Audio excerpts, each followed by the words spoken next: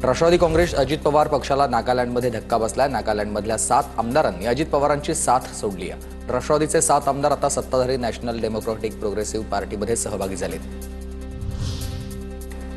सावरकर अवमान प्रकरणासंदर्भात पुणे न्यायालयानं राहुल गांधींची याचिका फेटाळली आहे। राहुल गांधींनी सात्यकी सावरकर यांच्या मातृवंशाच्या माहितीची मागणी केली होती, तर सात्यकी सावरकर यांनी राहुल गांधींविरोधात मानहानीचा दावा केला आहे। मंत्र्यांच्या PSOSDंवर आता मुख्यमंत्री कार्यालयाचा वॉच, सूत्रांची माहिती आहे। कामाचं मूल्यमापन होणार आहे, तर चुका केलेल्यांना समज दिली जात असल्याची ही माहिती। साधू महंतांच्या उपस्थितीमध्ये नाशिकच्या गोदा घाटावर आरती कुंभमेळा बैठकीसाठी वैष्णव आखाड्यांचे महंत नाशिकमध्ये आलेत। साधू महंतांच्या उपस्थितीमध्ये गोदा आरती संपन्न। नाशिक कुंभमेळ्यासाठी आता जागा आरक्षित करण्याची मागणी। कुंभमेळ्यातल्या स्नानाला शाही स्नानाऐवजी अमृत स्नान संबोधावं, महंत राजेंद्र दास महाराज यांची मागणी आहे।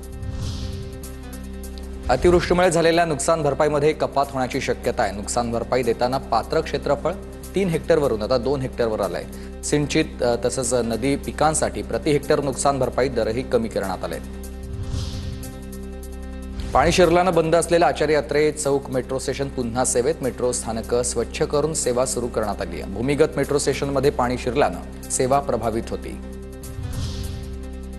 निलेश चव्हाण आणि शशांक हगवणे यांचे फोन रेकॉर्ड देखील तपासणार। निलेश आणि शशांक हगवणेमध्ये फोनवरून काय चर्चा झाली याचा तपास होणार आहे। निलेश चव्हाणवर कसपटे कुटुंबाला बंदूक रोखून धमकावल्याचा आरोप आहे। निलेश चव्हाणच्या घरामधून पोलिसांनी 3 मोबाईल हस्तगत केलेत। वैष्णवीचा पती शशांक, सासू लता आणि नणंद करिश्मा हगवणे या तिघांचे फोन जप्त करण्यात आलेत, तर निलेशची परवानाधारक बंदूक आणि पासपोर्ट देखील जप्त।